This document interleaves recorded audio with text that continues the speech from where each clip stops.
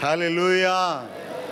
தேவ பிரசன்னம் எப்போதும் நமக்கு சந்தோஷத்தையும் சமாதானத்தையும் இளைப்பாறுதலையும் கொடுக்கும். கர்த்தருடைய நாமம் மகிமைப்படுவதாக. கடந்த வகுப்பில் அற்புதங்களை குறித்து நான் பிரசங்கித்தேன். எத்தனை வகையான அற்புதங்கள் இருக்கிறது, இயற்கையான அற்புதங்கள் எப்படி, ஆசீர்வாதமான அற்புதங்கள் எப்படி, பெருகை செய்யும் அற்புதங்கள் எப்படி, நியாய தீர்ப்பின் அற்புதங்கள் எப்படி, சிருஷ்டிப்பின் அற்புதங்கள் எப்படி, உலக பிரகாரமான அற்புதங்களுக்கும் ஆவிக்குரிய அற்புதங்களுக்கும் உடைய தொடர்புகள் எல்லாவற்றையும் உங்களோடு நான் பகிர்ந்து கொண்டேன். கர்த்தர் தாமே செய்த அற்புதங்கள் உண்டு. அவருடைய தேவனுடைய பிள்ளைகளை கொண்டு அவர் செய்த அற்புதங்கள் உண்டு. சிருஷ்டிப்பின் அற்புதம் அவரே செய்தார். ஆனால் ஆபிரகாமின் மூலமாக அநேக அற்புதங்களை செய்தார். மோசேயின் மூலமாக செய்தார். எலியாவின் மூலம் செய்த 7 அற்புதங்களையும், எலிசாவை குறித்து செய்த 14 அற்புதங்களையும் வேதத்தில் குறித்து வைத்தார். சாதாரண மனுஷராகிய சீஷரை பயன்படுத்தி எப்படி அற்புதங்களை செய்தார், அப்போஸ்தலர் நடபடிகளில் அதிகமாய் நாம் அதை வாசிக்கிறோம். பவுல் அப்போஸ்தலனை அற்புதங்கள் செய்ய எப்படி ஆண்டவர் பயன்படுத்தினார், அவருடைய கச்சைகள் உருமால்கள் பட்டு எப்படி வியாதியஸ்தர்கள் சுகமானார்கள். பேதுருனுடைய நிழல் பட்டு நிழலாயிலும் படும்படி வியாதியஸ்தரை கொண்டு வந்து வைத்தார்கள். அவர் அந்த நிழல் பட்ட எல்லாரையும் ஆண்டவர் குணமாக்கினார். இன்றைக்கும் அற்புதங்களை செய்கிறவர் ஜீவனோடு இருக்கிறார். இந்த வேத புத்தகம் அற்புதங்களின் புத்தகம் என்று அழைக்கப்படுகிறது. இன்றைக்கு தேவ பிள்ளைகளாகிய உங்களுடைய கைகளோடு தன்னுடைய கைகளை இணைத்து பவுலின் கைகளை கொண்டு விசேஷித்த அற்புதங்களை செய்தவர் நிச்சயமாகவே உங்களை கொண்டும் அற்புதங்களை செய்வார். வேதத்தை வாசிக்கும் போது பரிசுத்த ஆவியானவர் மூலமாக தேவ பிள்ளைகள் செய்த அற்புதங்களை பார்க்கும்போது உடனே அந்த இடத்துல கை வைத்து, ஆண்டவரே, அவர்களை எல்லாம் கொண்டு நீர் அற்புதம் செய்தீர். நீர் பட்சபாதமுள்ள தேவன் அல்ல, எனக்கு நீர் தூரமானவர் அல்ல, என்னுடைய கைகளை கொண்டும் அற்புதங்களை செய்யணும் அப்படின்னு நீங்கள் சொல்லி ஜெபம் பண்ணுங்க. ஒவ்வொரு அற்புதத்திலும் கை வைத்து எப்படி தண்ணியை ஸ்பாஞ்ச் உரியுமோ அதுபோல உங்களுடைய விசுவாச உள்ளத்தில் அற்புதங்களை செய்கிற வல்லமை நீங்கள் உரிந்து உங்களுக்கு சொந்தமாக்கி கொள்ளும்படி அவைகளெல்லாம் நீங்கள் உரிமை பாராட்டி எடுத்துக்கொள்ளுங்க. வேதத்தில் சிருஷ்டிப்பின் அற்புதங்களை எங்கெங்கெல்லாம் செய்தார், சோமளிக்கும் அற்புதங்களை எங்கெங்கெல்லாம் செய்தார், இயற்கைக்கு அப்பாற்பட்ட பெரிய அற்புதங்களை எங்கெங்கெல்லாம் செய்தார், வியாதியஸ்தரை எப்படி எப்படியெல்லாம் அவர் குணமாக்கினார். அந்த அற்புதங்களை எல்லாம் நீங்கள் ஒரு ஒழுங்குபடுத்தி ஒரு ஒரு ஒரு ஒரு ஒரு ஒரு அளவு முறைக்குள்ளே நீங்கள் கொண்டு வருவீர்கள் என்றால் பாக்கியவான்களாக இருப்பீர்கள். ஒருவர் கலிலேயா கடலை சுற்றி கர்த்தர் செய்த அற்புதங்களை எல்லாம் ரொம்ப தியானித்தார். ஆண்டவர் அதிகமான அற்புதங்களை கலிலேயாவை ஒட்டி செய்தார். கலிலேயா கடல், அதற்கு இன்னும் 2 வார்த்தைகள் உண்டு. கெனசரேத்து கடல் என்றாலும் கலிலேயா கடல் தான், திபேரியா கடல் என்றாலும் அதே கலிலேயா கடல் தான். ஒவ்வொரு ஏரியாவில் ஒவ்வொரு பெயர். இந்த கலிலேயா 13 மைல் நீளமும் 9 மைல் அகலமும் உள்ள ஒரு பெரிய ஏரி, சுத்தமான தண்ணீர். உலகத்தில் உள்ள மற்ற கடலோடு அது சம்பந்தப்படவில்லை. அதை ஒட்டி ஆண்டவர் நிறைய அற்புதங்களை செய்தார். மீன்கள் மூலமாய் அற்புதம் செய்தார். பேதுருவை சந்திக்கும் போது ஒரு மீனையும் பிடிக்க முடியாமல் இருந்தபோது லூக்கா 5ஆம் அதிகாரம் 5ஆம் வசனத்தில் ஆழத்தில் தள்ளி வலையை போட்ட போது வலை கிழியத்தக்கதாக 2 படகுகள் நிரம்பத்தக்கதாக மீன்களை ஆண்டவர் கட்டளையிட்டார்.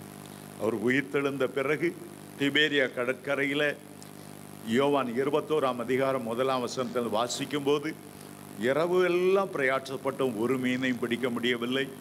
ஆண்டவர் வலதுபுறமாய் உங்களுடைய வலைகளை போடுங்க, பக்கத்தில் தான் 153 பெரிய மீன்களால் நிரம்பி இருந்தது. மீன்களை கொண்டு அவர் நிறைய அற்புதங்களை செய்தார். 5 அப்பத்தையும் 2 மீன்களையும் கொண்டு 5000 பேருக்கு போஷித்தார். 4 அப்பங்களையும் சில மீன்களையும் கொண்டு 4000 பேரை அவர் போஷித்தார். நிறைய அற்புதங்கள். மீனை தூண்டில் போடு, முதல் கிடைக்கிற மீனை என்னுடைய வாயில வெள்ளைப்பணம் வைத்திருக்கும். ஒருவர் அதை குறித்தே அதிகமாக ஆராய்ச்சி பண்ணினார். ஆகவே உங்களுடைய வாழ்க்கையில் ஒன்று, ஆண்டவர் பிசாசு துரத்தின பகுதியெல்லாம் படித்து ஆண்டவரே, இந்த பிசாசை துரத்துகிற வல்லமை எனக்கு தரணும். அந்த ஒவ்வொரு பகுதியிலும் பூமி செவிடுமான பிசாசை எப்படி துரத்தினார், சந்திர யோகி எப்படி துரத்தினார், கானானிய ஸ்திரீனுடைய மகளை எப்படி ஆண்டவர் விடுதலையாக்கினார், அசுத்த ஆவிகளை துரத்தின அற்புதங்களை எல்லாம் திரும்ப திரும்ப திரும்ப திரும்ப படித்து அந்த அற்புதங்களை செய்கிற வல்லமையை பெற்றுக்கொள்ளுங்க. வியாதியாக இருந்தவர்களை ஆண்டவர் எப்படி எப்படி அற்புதம் செய்தார், எத்தனை திமிர்வாதக்காரர்களுக்கு சொஸ்தமாக்கினார், எத்தனை குருடர்கள் பார்வையடைந்தார்கள், எத்தனை சப்பானிகள் எழுந்து நடந்தார்கள், அதையெல்லாம் தியானிங்க. அது பிற வேதம் முழுவதிலும் இருந்து மரித்தவர்களை உயிரோடு எழுப்பின பகுதியெல்லாம் வாசிங்க. முதல் முறை மரித்தவர்களை உயிரோடு எழுப்பினது எலியா. சாரிபாத் விதவினுடைய மகனை உயிரோடு எழுப்பினார் எலியா. அதை 1 ராஜாக்கள் 17ஆம் அதிகாரத்தில் வாசிக்கிறோம். 2வது எலிசா சுனேமியாளின் மகனை உயிரோடு எழுப்பினார். இயேசு கிறிஸ்து 3 பேரை உயிரோடு எழுப்பினார். லாசருவை உயிரோடு எழுப்பினார். யவீரனுடைய மகளை உயிரோடு எழுப்பினார். நாயினோர் விதவையின் மகனை உயிரோடு எழுப்பினார். பேதுரு துர்க்வாலை உயிரோடு எழுப்பினார். அதுபோல அப்போஸ்தலனாகிய பவுல் ஐத்திகு என்ற வாலிபனை உயிரோடு எழுப்பினார். மொத்தம் 7 பேர் உயிரோடு எழுப்பப்பட்டது வேதத்தில் எழுதப்பட்டிருக்கிறது. எலிசாவை புதைக்க கொண்டு போகும்போது அந்த எலும்பு பட்டு மரித்த ஒரு வாலிபனை புதைக்க கொண்டு போகும்போது எலிசாவின் எலும்பு பட்டு அவன் உயிரோடு எழுந்தான். ஆகவே ஒரு குறிப்பிட்ட பகுதியை நீங்கள் தெரிந்து கொள்ளுங்கள், அதை ஆழமாய் படியுங்கள், அது உங்களுக்கு நீங்கள் சொந்தமாக்கி கொள்ளுங்கள். அவர்களை கொண்டு அற்புதம் செய்தவர் என்னை கொண்டும் அற்புதம் செய்வார் என்று தீர்மானியுங்கள். நிச்சயமாக ஆண்டவருடைய கரங்களை கொண்டும் அற்புதங்களை செய்வார். பாருங்கள், சாதாரண ஒரு மனிதன் யோசுவா, 6 அடி உயரமான மனிதன், கீழே இருந்து சூரியனை பார்த்து கட்டளையிட்டு, சூரியனே நீ கிபியோன் மேலும் சந்திரனே நீ ஆயிலோன் மேலும் தரித்து நெல்லுங்கள். யோசுவா 10ஆம் அதிகாரம் 10, 11, 12 வரை வாசிக்கும் போது அப்படியே தரித்து நின்றதாம். இதெல்லாம் ஆண்டவர் நமக்காக எதற்காக எழுதி வைத்திருக்கிறார்? நாம் அதை விசுவாசித்து நாமும் அற்புதங்கள் செய்யும்படியாகத்தான். ஆண்டவர் நம்மையே நேசித்திருக்கிறார். நாம் தேவனுடைய பிள்ளைகள், நம்மால் நிச்சயமாய் அற்புதம் செய்ய முடியும். பரிசுத்த ஆவியால் நிரப்பப்பட்ட தேவனுடைய பிள்ளைகளை கொண்டு ஆவியானவர் இன்றைக்கும் அற்புதம் செய்கிறார். ஆகவே உங்களுடைய வாழ்க்கையில் இந்த பகுதிகள் மிகவும் பிரயோஜனமாக இருக்கும். ஆகவே இன்றைக்கு ஆண்டவர் செய்த முதலாவது அற்புதத்தை நாம் தியானிக்க போகிறோம். கானா ஊரிலே ஆண்டவர் முதலாவது அற்புதத்தை செய்து தம்முடைய மகிமையை வெளிப்படுத்தினார். சீஷர்கள் அவர் மேல் விசுவாசம் வைத்தார்கள் என்று யோவான் 2ஆம் அதிகாரம் 11ஆம் வசனம் சொல்லுகிறது. முதலாவது அற்புதம் என்று யோவான் எழுதுகிறார். கத்தோலிக்க மார்க்கத்திலே சிறு பிள்ளையாக இருந்த போதே இயேசுநாதர் நிறைய அற்புதம் செய்தார் என்று சொல்லுகிறார்கள். ஒரு முஸ்லிமோடு பேசிக்கொண்டிருக்கும் போது அந்த முஸ்லிம் சொன்னார், ஈசா நபி தான் முதல் வௌவாலை உருவாக்கினவர், பறவைகளுமின்றி மிருகமின்றி ஒரு சிரிப்பை உண்டாக்க முடியுமா என்று யாரோ கேட்டதாகவும், ஈசா நபி அப்படி உண்டாக்கி கொடுத்தார் என்று எங்களுடைய குரானில் எழுதப்பட்டிருக்கிறது என்றும் அவர் சொன்னார்.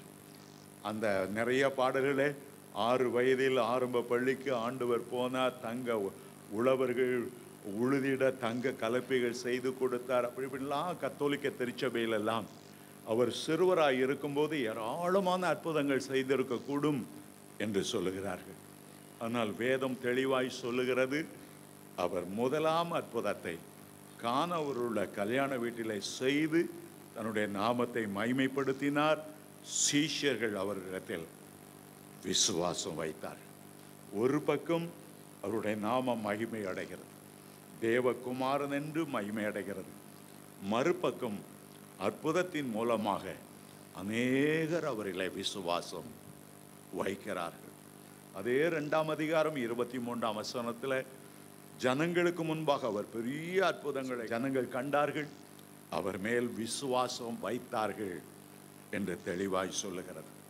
அப்போஸ்தலனாகிய யோவான் இயேசுவினுடைய அநேக அற்புதங்களை தன்னுடைய யோவான் எழுதின சுவிசேஷத்தில் எழுதி அதை முடிக்கும் போது கடைசியாக அவர் சொல்லுகிறார், யோவான் 21ஆம் அதிகாரம் 25ஆம் வசனத்தில், இந்த புத்தகத்தில் எழுதியிராத வேறு அநேக அற்புதங்களையும் இயேசு தம்முடைய சீஷர்களுக்கு முன்பாக செய்தார்.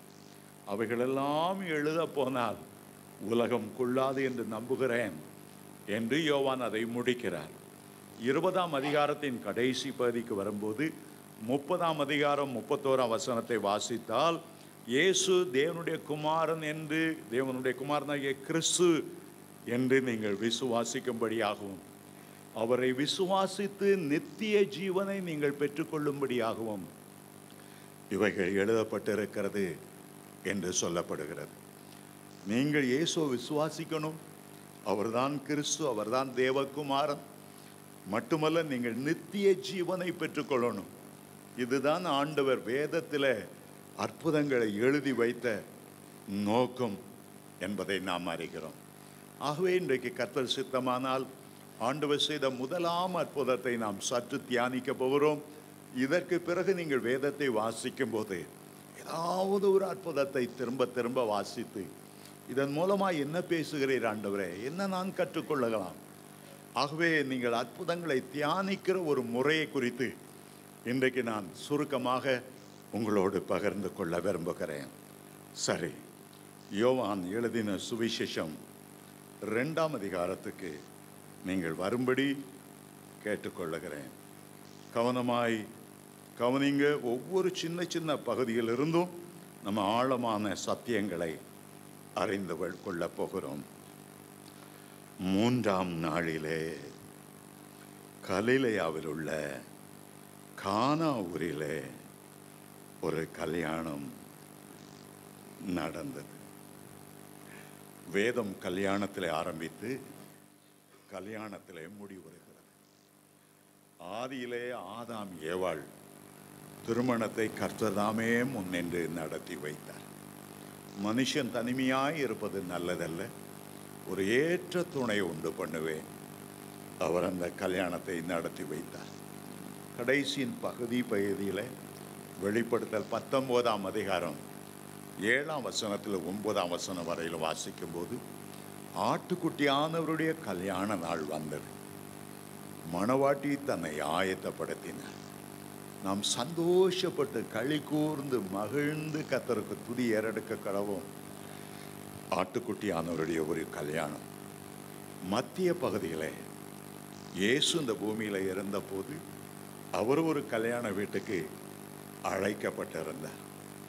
ஆகவே வேதம் வாசிக்கும் போது 3ஆம் நாளிலே என்று ஆரம்பிக்கிறது. நாங்கள் இஸ்ரவேல் பயணம் போயிருந்த போது ஒரு வழிகாட்டி என்னை பார்த்து கேட்டார், ஏன் 3ஆம் நாளில் கானா ஊரில் கல்யாணம் நடந்தது என்று உங்களுக்கு தெரியுமா? அத ரகசியம் தெரியுமா? நான் சொன்னேன், ஆதியாகமம் 1ஆம் நாள் என்று எடுத்தால், இயேசு கிறிஸ்து இந்த பூமியில் உள்ள நாள் 2ஆம் நாள் என்று எடுத்துக்கொண்டார். 3ஆம் நாள் ஆட்டுக்குட்டியானவருடைய கல்யாண விருந்து அதற்கு அடையாளமாய் எழுதப்பட்டிருக்கிறது என்று சொன்னேன். அவன் சொன்னான் சிரித்து கொண்டு, இஸ்ரவேல் தேசத்தில் 3ஆம் நாள் ஒரு விசேஷமான நாள். முதல் நாள் அவர்களுக்கு ஞாயிற்றுக்கிழமை, 7ஆம் நாள் அவர்கள் ஓய்ந்திருக்கிற சனிக்கிழமை, 3ஆம் நாள் என்று சொன்னால் 2ஆம் நாள் திங்கள், 3ஆம் நாள் செவ்வாய். செவ்வாய்க்கிழமை அவர்களுக்கு விசேஷமான நாளாம். நம்முடைய தமிழ்நாட்டில் செவ்வாய்க்கிழமை என்றால் ஒரு அமங்கலமான, யாரும் செவ்வாய்க்கிழமையில் கல்யாணம் வைத்ததை நான் பார்த்ததில்லை. செவ்வாய் என்றால் வெறுவாய் என்று சொல்லுவாங்க. செவ்வாயில் எந்த நல்ல காரியமும் செய்ய மாட்டார்கள். ஆனால் இஸ்ரவேல் ஜனங்கள் செவ்வாய்க்கிழமை தான் ரொம்ப அருமையான நாள் என்று அவர்கள் எண்ணுகிறார்கள். காரணம் என்னவென்றால், ஆண்டவர் சிருஷ்டிக்கும் போது முதல் நாளிலே சிருஷ்டித்து அவர் நல்லது என்று கண்டார். 2ஆம் நாளில் அவர் சிருஷ்டித்து நல்லது என்று கண்டார். ஆனால் 3ஆம் நாளில் அவர் சிருஷ்டித்த போது அந்த 3ஆம் நாளில் 2 முறை நல்லது நல்லது என்று கண்டார். அந்த யூத வழிகாட்டி சொன்ன உடனே நான் பைபிளை திறந்து பார்த்தேன். முதல் நாள் சிருஷ்டித்தார், நல்லது என்று கண்டார். 2ஆம் நாள் சிருஷ்டித்தார், அப்போதான் முதல் முறை பார்க்கிறேன் மூன்றாம் நாள் 2 முறை நல்லது நல்லது என்று சொன்னனால மாப்பிள்ளைக்கு ஒரு நல்லது, பெண்ணுக்கு ஒரு நல்லது. வெரி குட், வெரி குட், சபாஷ் சபாஷ் என்று சொன்னதை போல, ஆகவே அவங்க ஆண்டவர் 2 தடவை நல்லதுன்னு சொன்ன நாள் எல்லா நாட்களை பார்க்கலாம் ரொம்ப நல்ல நாள். தாவீது சொல்லுகிறார், இது கர்த்தர் உண்டு பண்ணின நாள், இதில் மகிழ்ந்து களிக்குற பண்ண கடவோம். எல்லா நாளும் கர்த்தர் உண்டாக்கின நாள் தான். ஆனால் 2 முறை அவர் நல்லது என்று கண்டதினாலே எப்போதுமே அங்கே 3ஆம் நாள் தான் திருமணம் நடக்குமா. ஆனால் இந்த திருமணத்திற்கு இயேசுவும் அவருடைய தாயாரும் அழைக்கப்பட்டிருந்தார்கள். இயேசு அழைக்கப்பட்டிருந்தார் என்று எழுதியிருந்தால் ரொம்ப நல்லா இருந்திருக்கும். இயேசுவின் தாயார், இயேசுடைய சீஷர்கள் அழைக்கப்பட்டிருந்தார்கள், ரொம்ப சந்தோஷமாக இருந்திருக்கும். ஆனால் இதில் என்ன போட்டிருக்குது? இயேசுவும் அழைக்கப்பட்டிருந்தார். மற்ற எல்லாத்தையும் அழைச்சிட்டு இயேசுவையும் அழைத்திருந்தார். ஆண்டவர் அதை விரும்புவதில்லை. இயேசுவை அவருக்கு முதலிடம் கொடுத்து அவரை முதலாவது கனம் பண்ணி, முதலாவது தேவனுடைய ராஜ்யத்தையும் அதன் நீதியும் தேடுங்கள் அழைத்திருந்தால் எவ்வளோ நன்றாக இருந்திருக்கும். இயேசு அழைக்கப்பட்டிருந்தார் என்றால் அது எவ்வளோ சந்தோஷமாக இருந்திருக்கும். இயேசுவும் அவரை 3ஆம் இடத்துக்கு தள்ள போகும்போதுதான் அந்த கல்யாண வீட்டில் ஒரு குறைவு ஏற்பட்டது. இயேசுவை முன்னிலையில் வைத்திருந்தால் குறைபட்டிருக்காது. முதலாவது அவருடைய ராஜ்யத்தையும் நீதியும் தேடும்போது எல்லாவற்றையும் கூட கொடுப்பார். என்னை கனம் பண்ணுகிறவர்களை நான் கனம் பண்ணுவேன் என்று ஆண்டவர் சொல்லியிருக்கிறார். நான் சிறுவனாக இருந்தபோது எங்களுடைய கிராமத்துக்கு பக்கத்தில் ஒரு கிராமம், திசையின் விளை என்று ஊர். அது ஒரு சின்ன சபை, கிராம சபை, வறுமையில் வாடுகிற சபை. வருகிற காணிக்கையெல்லாம் ஞாயிற்றுக்கிழமை விசுவாசிகளுக்கு கொஞ்சம் சாதமாவது சமைச்சு ஒருபடியாவது அவங்களுக்கு கொடுத்து சாப்பாடு கொடுத்து தான் அனுப்புவார்கள். இந்த ஊழியக்காரர்கள் பெரும்பாலும் பட்டினி இருப்பதைத்தான் பார்த்திருக்கிறேன். எங்கேயாவது ஒரு பப்பாளிக்காய் இருந்தால் அதை உப்பு போட்டு சமைத்து ஊறுகாய் வைத்து சாப்பிடுவார்கள். அதிக நாட்கள் பட்டினி. அந்த நேரத்தில் ஒரு செல்வந்தனுடைய திருமணம் வந்தது. செல்வந்தன் நிறைய பேரை கூப்பிட்டு இருந்தான். அதிகமான பேர் திருமணத்துக்கு வரவில்லை. ஆகவே இரவு நேரத்தில் அவன் வீட்டில் திடீரென்று அவன் ஞாபகம் வந்தது, இந்த ஊழியக்காரர்கள் பட்டினியாக இருப்பார்களே, அவர்களுக்கு கொஞ்சம் பிரியாணி கொண்டு போனோம், ரொம்ப மீஞ்சி போச்சுதே. ஆகவே அந்த இரவு வேளையில் அவன் சைக்கிளை எடுத்து நிறைய 2 பக்கம் வாளியில் கேரியரில் தொங்க வைத்து பிரியாணி எடுத்துக்கொண்டு ராத்திரி 10 மணிக்கு அந்த சர்ச்சு கதவை தட்டினார். இந்த போதகர் பெயர் தீமோத்தேயு. அவர் கதவை திறந்தார். ஐயா, உங்கள் நினைவு வந்தது, பிரியாணி எடுத்துட்டு வந்தேன். அந்த ஊழியக்காரர் கேட்டால், நீங்கள் செய்ததில் முதலாவது கொண்டு வந்தீங்களா, முதலாவது ஒரு கர்த்தருக்கென்று ஒரு பகுதியை எடுத்து கொண்டு வந்தீங்களா, அல்லது மீதிப்பட்டதை கொண்டு வந்தீர்களா? அதுக்கு அந்த செல்வந்தன் சொன்னான், எதிர்பார்த்த கூட்டம் வரவில்லை, மீதமானது. ஆகவே உங்கள் ஞாபகம் வந்தது ஐயா, தயவுசெய்து சாப்பிடுங்க. அவர் சொன்னார், மீதமானதை ஏழைகளுக்கு கொடுங்க, முதல் பங்கை கர்த்தருக்கு கொடுங்க. நாங்கள் பட்டினியாக இருந்தாலும் மிச்ச மீதியை சாப்பிட நாங்கள் அழைக்கப்படவில்லை. உங்களுடைய அன்புக்காக நன்றி செலுத்துகிறேன். ஆனால் புலி பசித்தாலும் புல்லை தின்னாது என்பது போல உன்னதமான தேவனுடைய ஊழியக்காரர்கள் நாங்கள் மிச்ச மீதியை திங்க ஆண்டவர் எங்களை அழைக்கப்படவில்லை. தயவு செய்து எடுத்துக்கொண்டு போங்கள் என்று சொன்னார். இந்த வார்த்தை சிறு வயதில் எனக்கு அப்போ 10 அல்லது 12 வயது இருக்கும். என்னுடைய உள்ளத்தை ஆழமாய் தொட்டது. கர்த்தருடைய பிள்ளைகள், ராஜாதி ராஜாவுடைய ஊழியக்காரர், அந்த கௌரவம் எவ்வளவு மேன்மையானது. நாங்கள் அற்பத்தனமாய் நாங்கள் நடக்க மாட்டோம். பட்னி கிடந்தாலும் ராஜாதி ராஜாவுடைய ஊழியக்காரர்கள் தண்ணீரை குடித்து நாங்கள் நிம்மதியாக ஸ்தோத்திரம் பண்ணிவிட்டு தூங்குவோம். இங்கே இதை வாசித்த போது இயேசுவும் அவருடைய தாயாரும் அழைக்கப்பட்டிருந்தார்கள். உண்மையிலேயே ஆண்டவருக்கு கொடுக்க வேண்டிய முக்கியத்துவம் கொடுக்கவில்லை, முதலிடம் கொடுக்கவில்லை. அதைத்தான் நாம் இங்கே வாசிக்கிறோம். மீண்டும் வாசிக்கிறேன். 3ஆம் நாளிலே கலிலேயாவில் உள்ள கானா ஊரிலே, கலிலேயாவில் உள்ள கானா என்று அழைக்கப்படுகிறதுனாலே கலிலேயா இல்லாத இடத்துல ஒரு கானா இருந்திருக்க வேண்டும் என்பதை வேதத்திலிருந்து நாம் அறிந்து கொள்ளலாம். கலிலேயாவில் உள்ள கானா என்பது ஆசேர் கோத்திரத்துக்காக ஒதுக்கப்பட்ட ஒரு இடம். அங்கே ஒரு கானா இருந்தது. அதே நேரம் சமாரியாவிலே எப்ராஹிம் கோத்திரத்துக்காக கொடுக்கப்பட்ட இன்னொரு கானாவை குறித்து யோசுவா 16ஆம் அதிகாரத்தில் 8ஆம் வசனத்திலும் 17ஆம் அதிகாரம் 9ஆம் வசனத்திலும் எப்ராஹிமுக்கு கொடுக்கப்பட்ட சுதந்திரமாகிய இன்னொரு கானானை குறித்தும் பேசுகிறது. ஆகவே ஆண்டவர் அதை தெளிவாக வேறுபடுத்தி சொல்லுகிறார். இது கலிலேயாவில் உள்ள கானா ஊரில். இயேசு அதிகமான கலிலேயா கடலோரங்களில் அற்புதம் செய்தாரே, திபேரியா, கெனசரேத், அந்த ஒரு பகுதிகளிலே நாசரேத்துக்கு ஏறக்குறைய 3 மைல் தூரமுள்ள கானாவிலே ஒரு கல்யாணம் நடந்தது. இயேசுவின் தாயும் அங்கே இருந்தாள். இயேசுவும் அவருடைய சீஷர்களும் அந்த கல்யாணத்துக்கு அழைக்கப்பட்டிருந்தார்கள். அநேகர் சொல்லுகிறார்கள், இயேசுனுடைய தாயினுடைய வம்ச வரலாறுகளே, இயேசுனுடைய தாயின் குடும்பத்தார் மத்தியில், நெருங்கின உறவினர்கள் மத்தியில் இந்த திருமணம் நடந்திருக்க வேண்டும். ஏனென்றால் இயேசுவின் தாய் ஊர் நாசரேத்.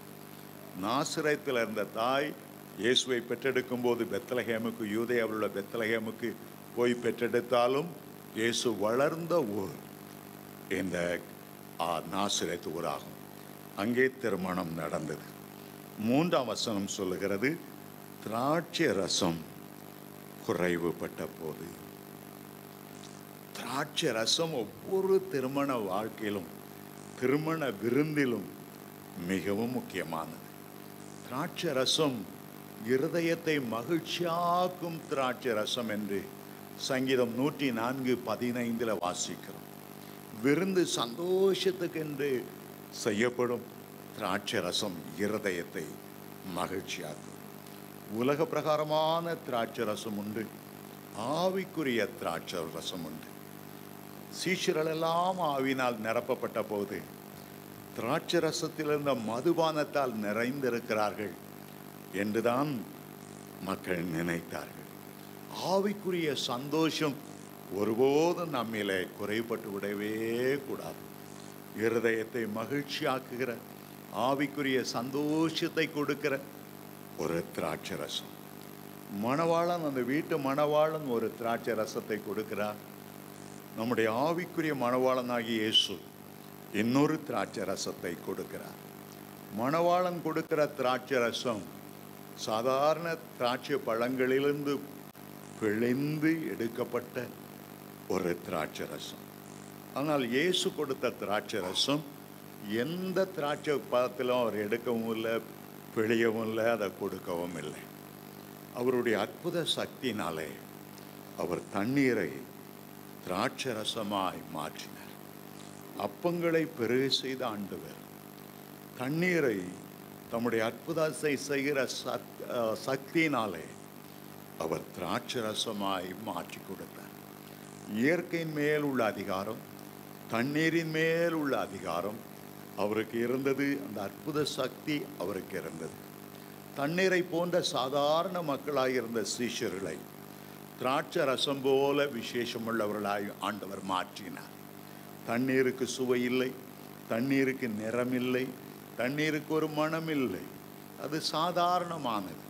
தண்ணீர் என்பது ரூபனை குறித்து அவருடைய தகப்பனாகிய யாக்கோபு சபித்து சொல்லும்போது, ஆதியாகமம் 49:2 ரூபனே, தண்ணீரை போல நீ தழும்பினவனே, நீ மேன்மையடைய மாட்டாய்.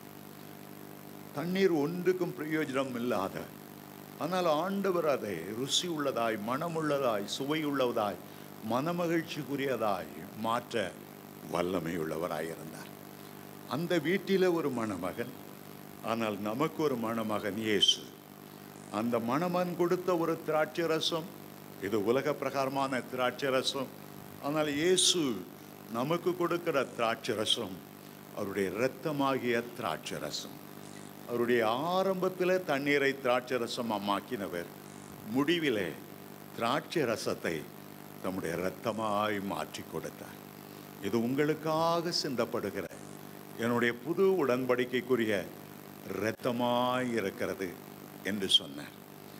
திராட்சை ரசத்துக்கு ஏன் ஒப்பிட்டார்? உன்னத பாட்டு 1:2 சொல்லுகிறது, உம்முடைய நேசம் திராட்சை ரசத்தை பார்க்கிலும் இன்பமானது. உம்முடைய திராட்சை ரசம், முதல் வசனம் சொல்லுகிறது சாலமோன் பாடின உன்னத பாட்டு. 2ஆம் வசனம் சொல்லுகிறது, அவர் தம்முடைய வாயின் முத்தங்களால் என்னை முத்தமிடுவாராக. உம்முடைய நேசம் திராட்சை ரசத்தை பார்க்கிலும் இன்பமானது. ஆண்டவரை ஒரு திராட்சை ரசமாய் நாம் பார்க்கிறோம்.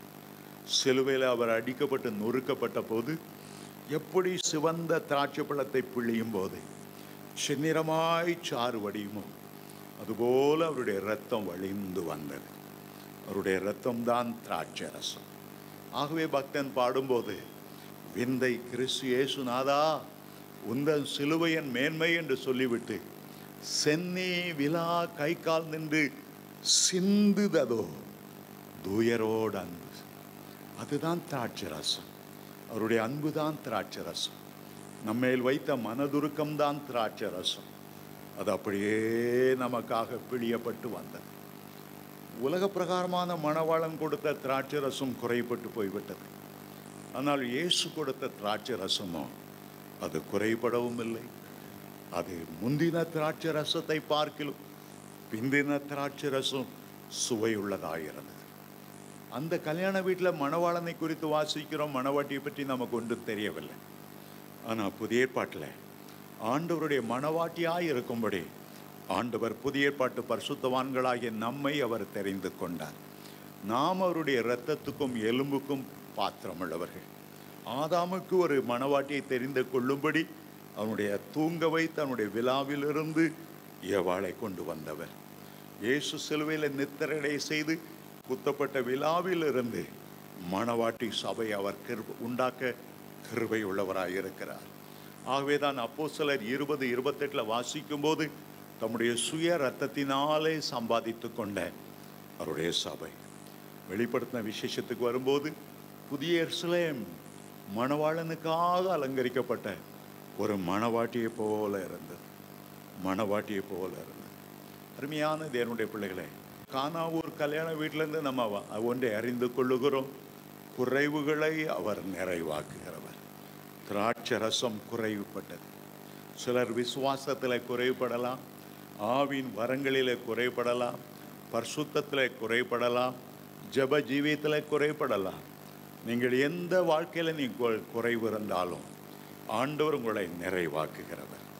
ஒரு ஐஸ்வர்யமான வாலிபன் இயேசுவண்டை வந்து என்னிடத்துல என்ன குறைவு உண்டு அவன் எண்ணினான்.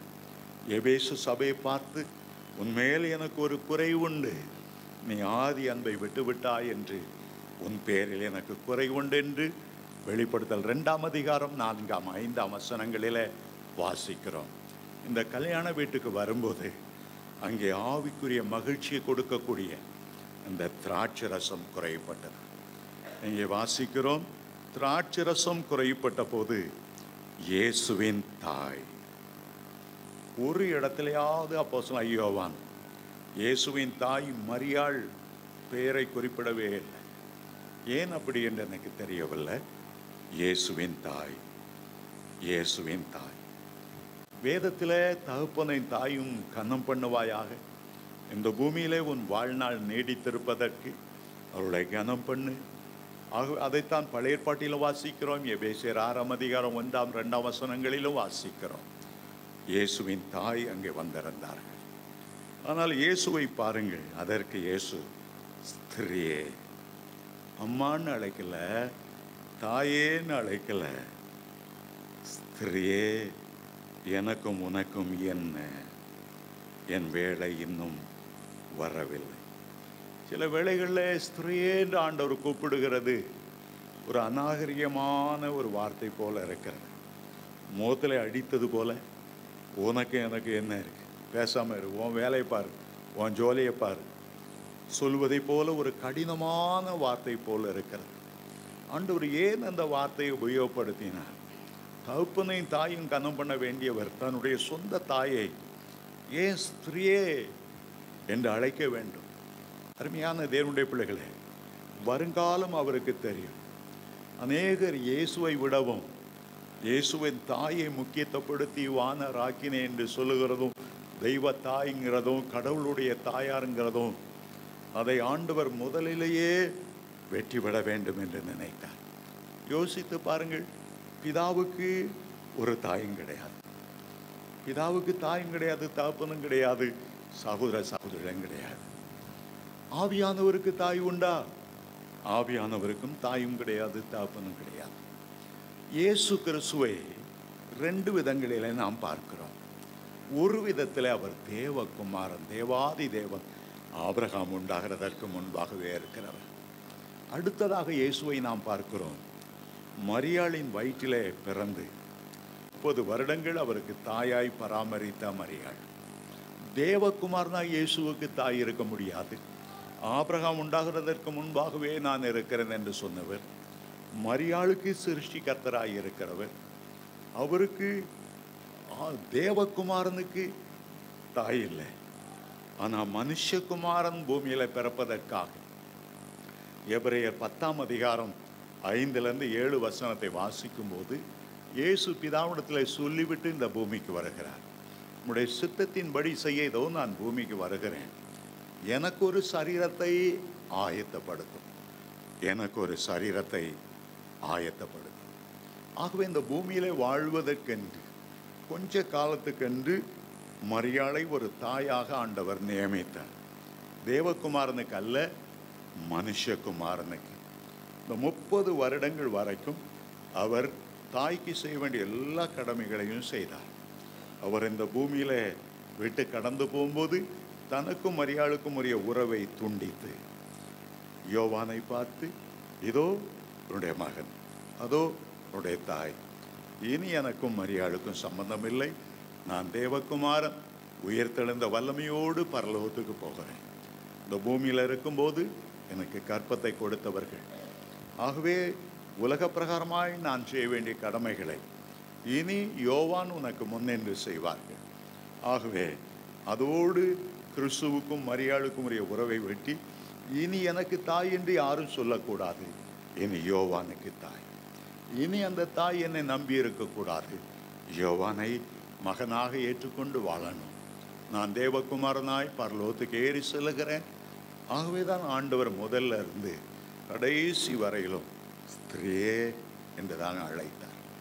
ஸ்திரியே என்று அழைத்த காரணம், பிற்காலத்தில் ஒரு கூட்டம் தெய்வத்துக்கு மேலாக சமமாகி மரியாள் வழியாகத்தான் இயேசுவிடத்தில் போகணும், தாய் இல்லாமல் எப்படி பிள்ளை வர முடியும், தாய் மூலமாக தான் நம்ம வேண்டுதல் செய்ய முடியும் என்று தாயை ஒரு விக்கிரகமாக்கி தாயின் வழியாக கொண்டு ஒரு மத்தியஸ்த நிலைமைக்கு கொண்டு வருகிறதை ஆண்டவர் முதலிலிருந்தே அதை விரும்பவில்லை. ஆகவேதான் சொன்னார், உனக்கும் எனக்கும் என்ன. சாதாரண ஒரு கலெக்டர் இருக்கிறார், அவ்வளோ படிக்கிறார், ஐஏஎஸ் பாஸ் பண்ணுகிறார், எத்தனையோ டெஸ்ட்டுகள், எத்தனையோ அறிவு விருத்தி. அந்த கலெக்டர் ஒரு பெரிய டேம் கட்டணும், ஒரு இன்ஜினியர் எல்லார்கிட்டையும் கலந்து ஆலோசித்து மந்திரிகிட்ட கொட்டேஷன் வாங்கி கடைசியில் ஒருத்தவனை தெரிந்து எடுத்து இவன் அந்த டேமை கட்டி முடிப்பான் என்று அந்த ஒப்பு கொடுக்குற நேரம் தாய் வருகிறாள், மன கதவை தட்டுறா, நான் தானே உன்னை பெற்றேன், இந்த கான்ட்ராக்டரை ஒன்றும் படிக்காட்டாலும் முட்டாளாக இருந்தாலும் ஒழுங்காக டேம் கட்டுவான், இவனுக்கு தான் கான்ட்ராக்ட் கொடுக்கணும். மகனை கொண்டு அதிகாரம் பண்ணால் அந்த கலெக்டர் என்ன சொல்லுவான், ஏம்மா உன் வழியே பார்த்துன்னு இல்லை, எனக்கு தெரியும் யார் எப்படி கட்டுவா, என்ன குவாலிஃபிகேஷன் இருக்குது, என்ன மெட்டீரியல் கட்டுவான், நீங்கள் இதிலெல்லாம் தலையிடாதுங்கம்மா. அதுபோல தான் இயேசு, நான் தேவகுமாரனாக இருந்தாலும் தேவகுமாரனுடைய அதிகாரம் வேறு, தேவகுமாரனுடைய வழிகள் வேறு. மட்டும் நீங்கள் வாங்க, ஆனால் அதுக்கு மேலே ஏன்ட்ட மற்றவங்களெல்லாம் மரியாள் மூலமாக தான் வரணும்னு நீங்கள் சொல்லாதீங்க. ஆகவே முதல்லையே ஆண்டவர் இந்த இடத்துல ஒரு ஃபுல் ஸ்டாப் வைத்தார். ஆகவே மரியாள் இந்த வேலைக்காரரை பார்த்து அவர் என்ன சொல்லுகிறாரோ அதன்படி செய்யுங்க. அதுதான் மரியாள் பேசின வேதத்தில் எழுதப்பட்ட கடைசி வார்த்தை. இதுதான் கடைசி வார்த்தை. வேலைக்காரரை பார்த்து அவர் என்ன சொல்கிறாரோ அதுபடி செய்யுங்க, ஏன்ட்ட வராதுங்க, என் மூலமாக போகாதுங்க, அவர் என்ன சொல்லுகிறாரோ அவர்தான் தேவகுமாரன். அவர்தான் உங்களை சிருஷ்டித்தவர். அவர்தான் உங்களை தேடி வந்தவர். அவர்தான் உங்களுக்கு அஜீவனை கொடுத்தவர், நான் அல்ல. அவர் என்னை சொல்லுகிறாரோ அதன்படி செய்யுங்கள் என்று சொல்லி அந்த அம்மா ஒதுங்கிவிட்டார். கர்த்தருடைய வேலைக்காக காத்திருந்தார். கர்த்தருடைய வேலைக்காக காத்திருந்தார். வேலை என்பது ரொம்ப முக்கியமானது. 2 காரியங்கள் உண்டு. ஒன்று தேவனுடைய அழைப்பு, அடுத்தது தேவனுடைய வேலை. சில வேளைகளில் அழைப்பு உங்களுக்கு முன்னாலே வந்துடும், ஆனால் கர்த்தருடைய வேலை வருகிறதுக்கு நேரமாகும். ஆகவே எப்போதுமே யோசித்து கொள்ளுங்க. யாராவது உங்களுக்கு தீர்க்க தரிசனம் சொல்லலாம், நீ முழு நேர ஊழியக்காரனாய் உன்னை அழைக்கிறார், ஒரு சுவிசேஷனாய் அழைக்கிறார். அப்போது நீங்கள் கர்த்தருடைய நேரத்துக்காக காத்திருக்கணும். எனக்கு நான் வாலிப வயதிலேயே ஆண்டவருக்கு ஊழியம் செய்ய ஆரம்பித்து விட்டேன். தெருக்களில் 4 மணிக்கெல்லாம் நின்று நடந்து இயேசுதான் ரட்சகர் சத்தமாய் நடப்பேன். 5 மணிக்கு டான் பிரீச்சிங் போவேன். ஒவ்வொரு ஹாலிடேலையும் வில்லேஜ் பிரீச்சிங் போவேன். ஞாயிற்றுக்கிழமான ஜெயில் ஊழியத்துக்கு போவேன். செவ்வாய்க்கிழமை தோறும் மூர் மார்க்கெட்டு முன்னால் நின்று பேசுவேன். என்னை பார்க்குறவங்க எல்லாம் கத்திருந்தோம், ஊழியத்துக்கு அழைத்திருக்கிறார், ஊழியத்துக்கு அழைத்திருக்கிறார், ஊழியத்துக்கு அழைத்திருக்கிறார். ஆனால் எப்போ வரணும், அவருடைய வேலை இருக்கிறது. அழைப்பு தெரிந்து கொள்ளுதல் வேறு, கர்த்தருடைய நேரம் வேறு. ஆகவே அழைப்பை வைத்து கொண்டு உடனே நம்ம ஜம்ப் பண்ணிட முடியாது. கர்த்தருடைய வேலைக்காக காத்திருக்கணும். ஆகவே எனக்கு திருமணமாகி சரியாக 10 வருஷம் கழித்து கர்த்தருடைய வேலை வந்தது. ஜெபம் பண்ணேன், உபவாசம் இருந்தேன். பல முறை ஆண்டவர் நேரடியாக என்னோடு பேசினார். இந்த குறிப்பிட்ட வேளையில் நான் ஊழியத்துக்கு வந்தேன். ஆசீர்வாதமாக இருக்கிறது. கர்த்தர் உங்களை முன்னமே அழைத்து விடலாம், ஆனால் கர்த்தருடைய வேலைக்காக காத்திருக்க வேண்டியது அவசியம். ஒரு பிறவி சப்பானிய ஆலயத்தின் வாசலில் ஒவ்வொரு நாளும் கொண்டு வந்தார்கள். அவன் இயேசுவுக்கு 7 வயதுக்கு மூத்தவன். அவனுக்கு 40 வயது, இயேசுக்கு 33 வயது. ஆனால் ஆண்டவர் அவனை குணமாக்கவில்லை. ஒரு வேலைக்காக அவன் வைத்திருந்தார். என்ன வேலைக்காக? எனக்கு பிறகு என்னுடைய சிஷ்யன் பேதுரு வருவான். அந்த பேதுரு மூலமாய் நான் அவனை எப்படியாவது தொடுவேன், எப்படியாவது அவனை ரட்சிப்பேன். ஆகவே இயேசு இருந்த நாட்களில் அவனை குணமாக்கவே இல்லை. ஒவ்வொரு நாளும் எருசலேமில் உள்ள அலங்கார வாசலண்டை அந்த பிறவி சப்பானியை கொண்டு வந்து வைத்தார்கள். ஒவ்வொரு நாளும் 100கணக்கான தடவை இயேசு அங்கே கடந்து போனார். அவனை பார்த்திருந்தார், ஆனால் குணமாக்கவில்லை. பேதுருவுக்காக, அவருடைய வேலைக்காக அவன் இன்னும் காத்திருக்க வேண்டியதாயிற்று. நீங்களும் பல காரியங்களுக்காக நீங்கள் ஜெபித்திருக்கலாம், உடனே பதில் கிடைக்கவில்லை. என் கணவனுடைய ரட்சிப்புக்காக நான் அப்படி ஜெபம் பண்ணனே, இன்னும் குடிகாரனாக இருக்கிறானே. என் பிள்ளைக்காக நான் எவ்வளவு விசுவாசத்தோடு ஜெபம் பண்ணேன். நீங்கள் ஜெபம் பண்ணியிருக்கலாம், ஆண்டவர் அதை கேட்டுவிட்டார். ஆனால் அவருடைய வேலை வரும்போது அதன் காலத்தில் ஒவ்வொன்றையும் அதை நேர்த்தியாய் செய்கிற தேவன் என்று பிரசங்கிகளை நாம் வாசிக்கிறோம். ஒவ்வொன்றுக்கும் ஒவ்வொரு காலம் உண்டு என்று பிரசங்கி 1 7 வசனம் 8 வசனத்தை வாசிக்கும் போது 28 வகை காலம் ஆண்டவர் சந்திக்கிற ஒரு காலம், கர்த்தர் இடைப்படுகிற ஒரு காலம், கர்த்தர் குணமாக்குகிற ஒரு காலம். அதுதான் அவருடைய வேலை. அந்த வேலை வரும்போது எல்லாவற்றையும் ஆண்டவர் நேர்த்தியாய் செம்மையாய் அதை செய்கிறவர். ஆகவே நீங்கள் எவ்வளோ காலம் நீங்கள் ஜெபம் பண்ண பிறகு திரும்ப திரும்ப நீங்கள் அதை ஜெபம் பண்ணி கொண்டு இருக்க வேண்டியதில்லை. ஆண்டவரே, என்னுடைய ஜெபத்தை கேட்டுவிட்டு உன்னுடைய வேலைக்காய் நான் காத்திருக்கிறேன். ஏற்ற வேளையில் என்னுடைய கணவன் ரட்சிக்கப்படுவான், என் பிள்ளைகள் ரட்சிக்கப்படுவார்கள். என் பிள்ளைகளுக்கு நீரே முன்னின்று திருமணத்தை நடத்தி வைப்பீர். இந்த பாரத்தை உண்மையில் நான் வைத்து விட்டேன், ஆனால் நான் கலங்க மாட்டேன். உன்னுடைய வேலையில் நீர் அருமையாய் செய்வீர், நேர்த்தியாய் செய்வீர். ஆகவே தான் இயேசு சொல்லுகிறாள், ஸ்திரீயே, உனக்கும் எனக்கும் என்ன, என்னுடைய வேலை இன்னும் வரவில்லை. உடனே நம்ம நினைத்தரக்கூடாது அவருடைய வேலை என்னைக்கு வருமோ தெரியலையே, 7 வருஷம் கழித்து வருமோ, 70 வருஷம் கழித்து வருமோ. நம்ம அதை குறித்து கவலைப்பட வேண்டியதில்லை. சொல்லிவிட்டு கொஞ்ச நேரத்திலே ஆண்டவருடைய வேலை வந்தது. வேலை வந்த உடனே வேலைக்காரர்களை கூப்பிட்டா, இந்த ஜாடி 6 ஜாடி அங்கே வைத்திருந்தது. 6 ஜாடி அங்கே வைத்திருந்தது. பொதுவாக 6 ஜாடி என்று வைக்க மாட்டார்கள். இஸ்ரவேலர் பூரணத்தை விரும்புகிறவர்கள். 7 ஜாடி தான் பூரணமானது. ஆனால் அங்கே இருந்ததோ 6 ஜாடிகள். 7வது ஜாடி எங்கே? 7வது ஜாடி எங்கே? அருமையான தேவனுடைய பிள்ளைகளே, 6 நாட்களிலே உலகத்தை சிருஷ்டித்தவர், 6ஆம் நாளிலே மனுஷனை உண்டாக்கினவர், மனுஷனுக்காக 6000 ஆண்டுகளை இந்த பூமியில கொடுத்தவர், 6 6 66 புத்தகங்களை மனுஷனுக்கென்று எழுதி வைத்தவர். இந்த 6 கச்சாடிகள் மூலமாக 6 வகையான சந்தோஷங்களை, திராட்சை ரசங்களை ஆண்டவர் நமக்கு தருகிறார்.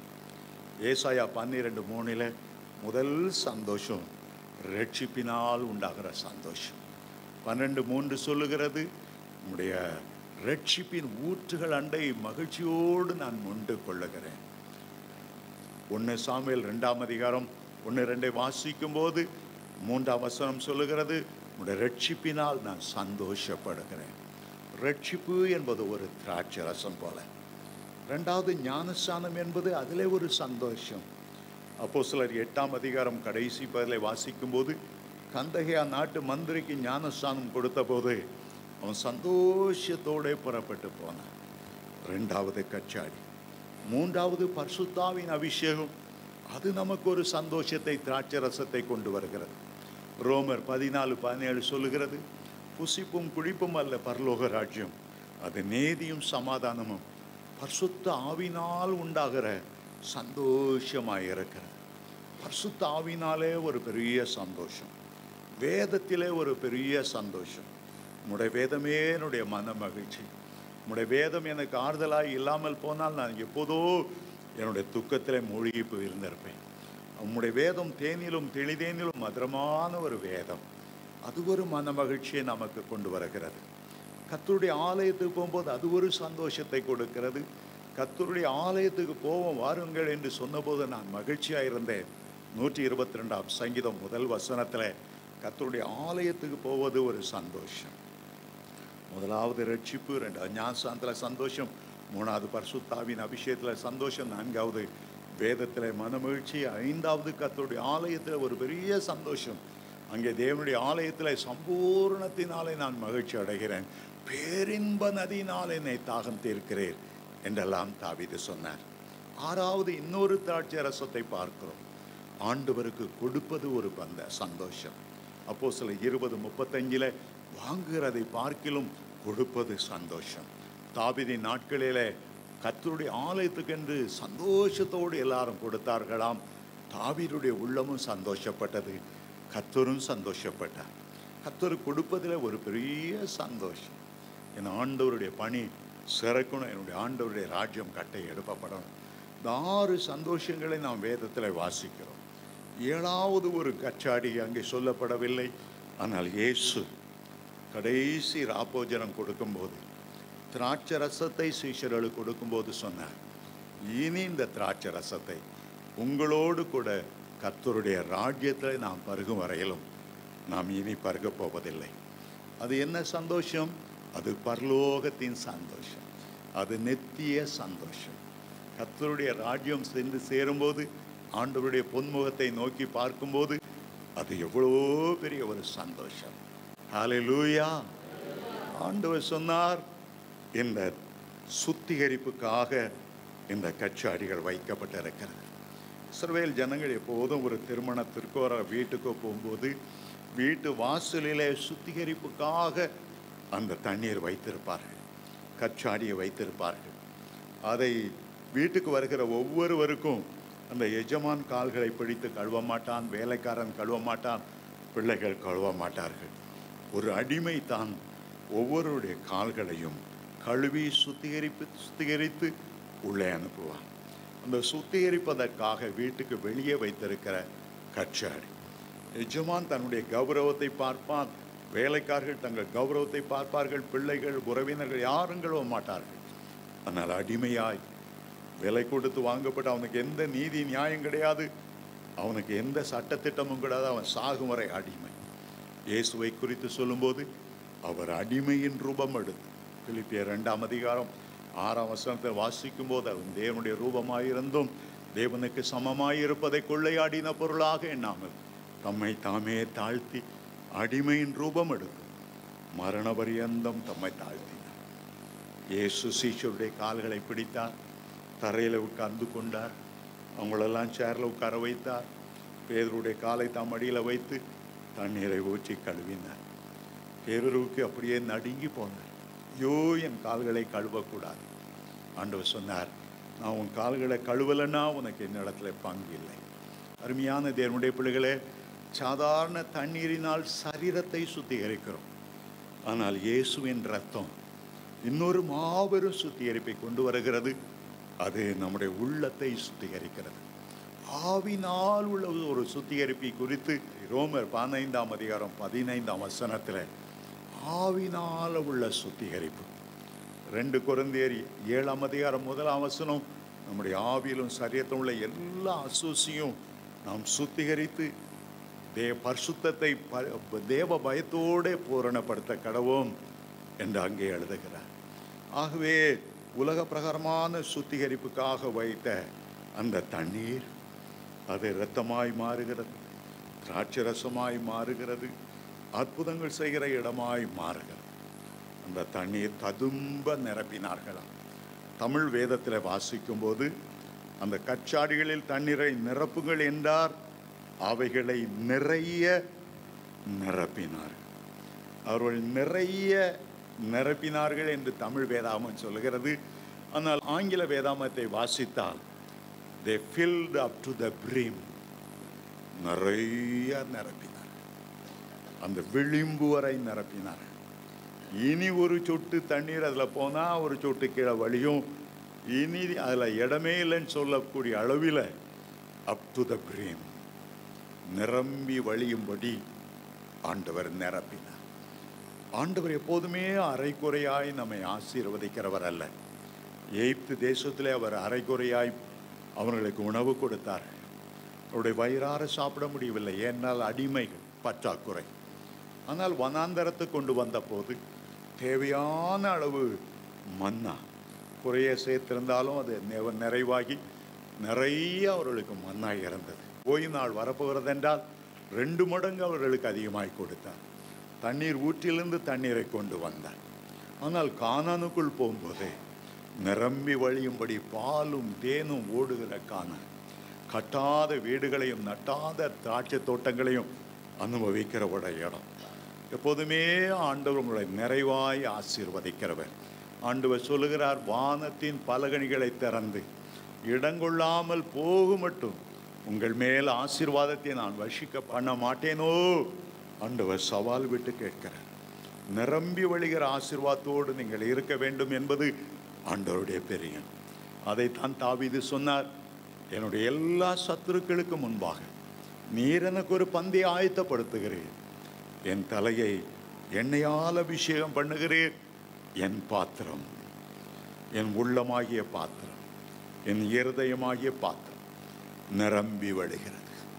பரலோகத்தின் உச்சிதங்களை என் மேலே நீர் ஊற்றிக்கொண்டே இருக்கிறேன். ஆவியின் அபிஷேகத்தை ஊற்றிக்கொண்டே வருகிறேன்.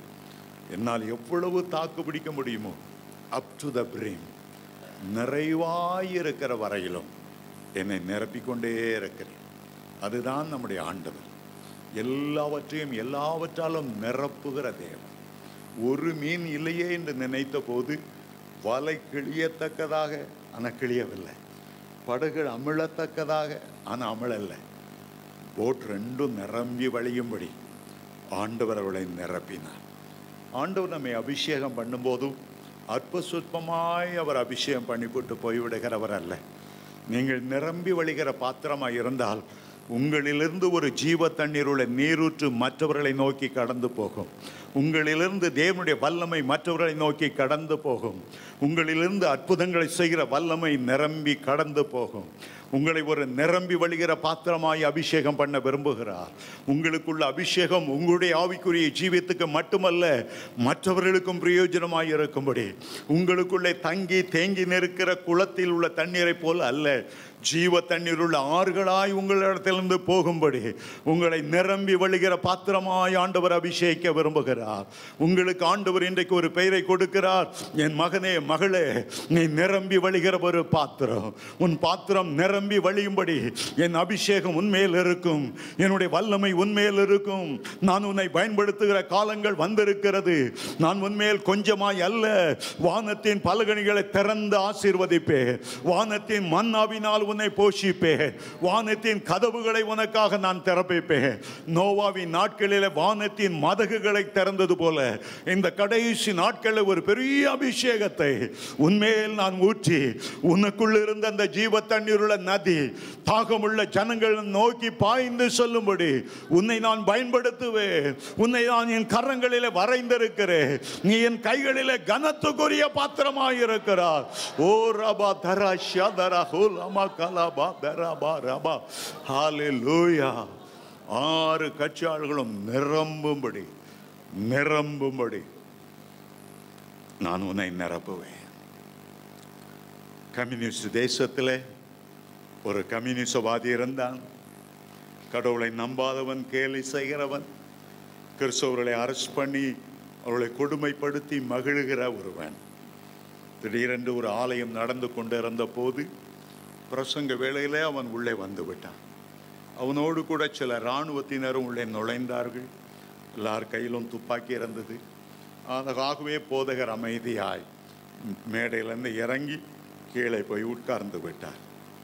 அந்த கம்யூனிஸ்ட் தத்துவ ஞானி சொன்னான், இயேசுநாதர் தண்ணீரை திராட்சரசமாக மாற்றினார் அப்படின்னு தான் நீங்கள் எல்லாம் சொல்கிறீங்க. நீங்கள் அவர் தண்ணியை திராட்சரசமாக மாற்றினால அவர் தேவகுமாரன்னு நீங்கள் விசுவாசிக்கிறீங்க, நீங்கள் அவரை கும்பிட்றீங்க. நான் இப்போ தண்ணீரை திராட்சரசமாய் மாற்றப் போகிறேன். இப்போ நான் தண்ணியை திராட்சரசமாக மாற்றி உங்களுக்கு காட்டின உடனே இன்னையிலேருந்து நீங்கள் என்ன தான் கடவுள்னு கும்பிடணும். நான் தான் உங்களுடைய தெய்வனாக இருப்பேன். ஏன்னா நான் இப்போ தண்ணியை திராட்சரசமாக மாற்றுறேன். ஆகவே ஒரு பெரிய கண்ணாடி ஜக்கை எடுத்தான். கண்ணாடி பார்க்கக்கூடிய அளவில் தண்ணீரை நிரப்பினான். பாருங்கள், இது கண்ணாடி ஜக்கு, இதில் ஊற்றி இருக்கிறது தண்ணி. இப்போ நான் அந்த தண்ணியை திராட்சரசமாக மாற்றுறேன். இயேசு ஒரு சயின்டிஸ்ட். அவங்க யாருக்கும் தெரியாமல் ரசாயன கலவையெல்லாம் பாக்கெட்டில் போட்டு இந்த தண்ணிக்குள்ளே திறந்து எல்லாத்தையும் போட்டுட்டார். ரசனா கலக்கிற மாதிரி கலக்கி திராட்சை ரசம் மாதிரி காட்டி எல்லாருக்கும் கொடுத்துட்டார். அதே போல் நான் இப்போது இந்த தண்ணியை திராட்சை ரசமாக மாத்திரேன். கோட்டு பைக்குள்ளே கை விட்டார். அங்கே உள்ள பூட்டணத்தில் எடுத்து உள்ளே கொட்டினார். அடுத்த பாக்கெட்டில் கை விட்டார், கொட்டினார், கலக்கினார். அழகாய் சிகப்பு நிறமாய் திராட்சை ரசம் போல அருமையாய் காட்சி அளித்தது. சொன்னார், இயேசு வந்து யாரும் பார்க்காம இந்த ரசாயன கலவை கெமிக்கல்ஸ் எல்லாம் உள்ளே போட்டுட்டார். நீங்கள் அவரை கும்பிட்டீங்கன்னா இப்போ என்ன கும்பிடணும்? வரிசை என்னை கும்பிட்டுட்டு போகலாம்.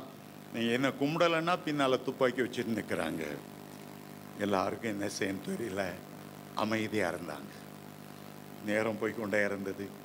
ஒரு சின்ன பையன் எழும்பினா, ஐயா தண்ணியை திராட்சரசமாக மாற்றிட்டேன் நல்லாமல் போட்டு கலக்குனீங்க. நாங்கள் இவ்வளோ நேரம் அந்த திராட்சரசம் பார்த்துக்கிட்டே இருக்கிறது. நீங்கள் ஒரு 2 கிளாஸ் குடிங்க. உங்களுக்கு என்ன நேரிடுதுன்னு பார்த்துட்டு பிறகு எங்களுக்கும் 2 கிளாஸ் ஊற்றி கொடுங்க, நாங்களும் குடிக்கிறோமே. இயேசுநாதர் திராட்சரசமாக மாற்றினதையெல்லாம் பார்த்துட்டு இருக்கல. எல்லாரும் பருகுனாங்க. ரொம்ப டேஸ்டாக இருந்து முந்தின ரசத்தை பார்க்கலாம் அதிகமாக இன்பமாக இருந்தது. ஆகவே நீங்கள் குடிச்சு காட்டுங்க. அப்போ அந்த சயின்டிஸ்ட் சொன்னார், இதில் நிறைய கெமிக்கல் இருக்குது, இதை உள்ளூரை குடிக்கக்கூடாது. பார்க்க திராட்சரசம் போல தான் இருக்கும், ருசியும் அப்படித்தான் இருக்கும். அதுக்காகத்தான் நான் சொன்னேன். அவங்க உடனே அவரை பார்த்து சொன்னான், பாருங்கள், இதுதான் உமக்கும் இயேசுக்குள்ள வித்தியாசம். இயேசுநாதர் உண்டாக்கின திராட்சை ரசம் உலகத்தார் யார் கொடுக்குற திராட்சை ரசத்துக்கு ஈடு இணையல்லாத பிரமாதமான திராட்சை ரசமாக இருந்தது. பிந்தின ரசம் அவ்வளவு சுவையுள்ளதாக இருந்தது. நீர் உண்டாக்கின திராட்சை ரசத்தை உம்மாலேயே குடிக்க முடியல. இயேசுநாதருக்கும் உமக்குந்தான் எவ்வளோ வித்தியாசம். அந்த சின்ன பையன் அந்த கம்யூனிஸ்ட் தத்துவ ஞானியை பார்த்து சொன்னான், இயேசு எப்படி தண்ணியை திராட்சை ரசமாக மாட்டினார் தெரியுமா? நான் நமக்கு சொல்கிறேன். இயேசுநாதர் அந்த தண்ணி பக்கம் வந்து நின்னார். அவ்வளோதான். இந்த தண்ணீருக்குள்ள தங்களை சிருஷ்டித்த ஆண்டவர் அருகில ஒரு அன்பின் சொருவியாய், அற்புதங்களின் தேவனாய், மனதுருக்கம் உள்ளவராய், தங்களுடைய சிருஷ்டி கர்த்தரை பார்த்து வானாதி வானம் கொள்ளாதவர் இவ்வளவு அன்பின் சொருவியாய் தங்களுடைய அருகில நிற்கிறார் என்று உணர்ந்த போது அந்த தண்ணீருக்குள்ளே ஒரு பூரிப்பு, தண்ணீருக்குள்ளே ஒரு மகிழ்ச்சி. இயேசுனுடைய முக சாயல் அந்த தண்ணீரில் பட்டதான் தாமதம். அதுக்குள்ளே ஒரு பூரிப்பு, அது ஒரு மகிழ்ச்சி, ஒரு ஆனந்தம். அது நான் இனி தண்ணியாக இருக்க மாட்டேன். இயேசுடைய முகம் என் மேலே விழுந்தது, அவருடைய படம் விழுந்தது, அவருடைய சாயல் விழுந்தது. அது பூரித்து மகிழ்ந்து திராட்சரசமாக மாறிட்டு. உங்கள் பக்கத்தில் இயேசுநாதர் வருவாரண்டா, நீங்கள் சாதாரணமாக இப்படியெல்லாம் பேசிகிட்டு இருக்க போகிறதில்ல. உண்மையான மாற்றம். சாதாரண மீன்பிடிக்காரங்க இயேசு கொண்டா நின்ற போது அவருடைய தெய்வீக இனிமைய சுவாபங்கள் அந்த மீன்பிடிக்காரங்களை அப்போஸ்தலர்களாக மாற்றிவிட்டது, அற்புதங்களை செய்கிறவர்களாக மாற்றிவிட்டது, அவருடைய வாழ்க்கையே மாற்றிவிட்டது. இயேசு கொண்ட வந்தீங்கன்னா உங்களுடைய வாழ்க்கை அவர் மாற்றுவார். மாறாவின் தண்ணீரை மதுரமாய் மாற்றுகிற ஆண்டவர், உங்களுடைய துக்கத்தை சந்தோஷமாய் மாற்றுகிற ஆண்டவர், உங்களுடைய தோல்வியை ஜெயமாய் மாற்றுகிற ஆண்டவர். இயேசுவண்டை வந்து பாருங்கள், ஒரு பெரிய மாறுதல் உண்டாகும்.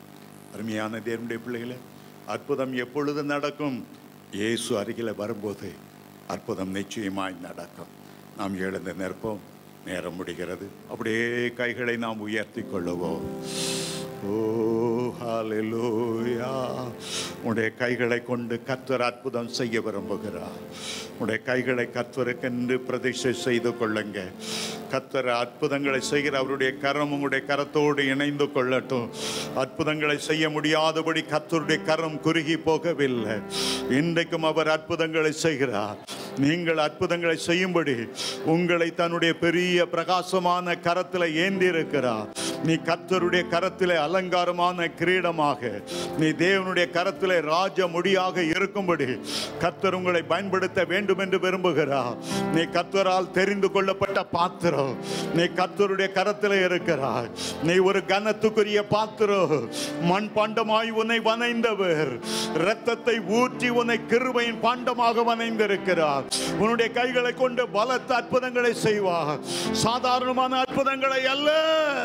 இயேசுவின் நாமத்திலே புறஜாதிகள் யாவருடைய முழங்கால்கள் முடங்கும்படிக்கு, அவர் ஒருவரே கர்த்தர் என்று அறிக்கை பண்ணும்படிக்கு, எல்லா நாமத்துக்கு மேலான நாமத்தை கர்த்தர் உனக்கு தரிப்பித்திருக்கிறார். நீ உயிரோடு இருக்கிற நாளெல்லாம் ஒருவனும் உன்னை எதிர்த்து நிற்பதில்லை. எந்த மந்திரவாதியும் எதிர்த்து நிற்பதில்லை. எந்த பில்லி சோனியமும் எதிர்த்து நிற்பதில்லை. மோசையோடு இருந்தவர், யோசுவாவோடு இருந்தவர், தாவீதோடு இருந்தவர் உன்னோடு கூட இருக்கிறார். இது உன்னுடைய நேரம், உன்னுடைய வேளை வந்தது. எழும்பி பிரகாசி, எழும்பி பிரகாசி. உன் ஒளி வந்தது. கர்த்தருடைய மகிமை உன்மேல் உதித்தது.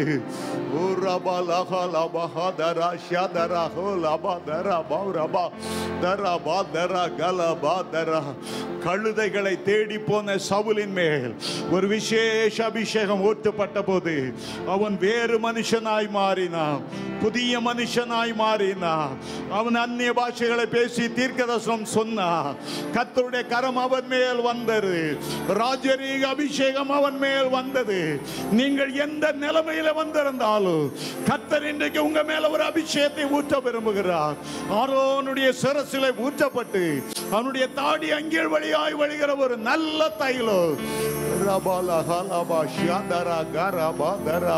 தகப்பனே, உம்முடைய பிள்ளைகளை ஆசீர்வதியும், ஆசீர்வதியும். அவர்களை அக்கினி ஜுவாலையாய் மாற்று, அக்கினி ஜுவாலையாய் மாற்று. எலியாவின் தேவனே, ஒரு பக்தி வைராக்கியத்தால் நிரப்பு. புறஜாதியாரை முழங்கால்கள் முடங்கும்படிக்கு, புறஜாதியாரை கர்த்தருடைய நாமத்தில் ரட்சிப்புக்குள்ளே நடத்தும்படிக்கு இன்றைக்கு ஒரு புதிய அக்கினி, இன்றைக்கு ஒரு புதிய அபிஷேகம் அவர்களை நிரப்ப வேண்டும் என்று ஜெபிக்கிறேன். ஆண்டவரே,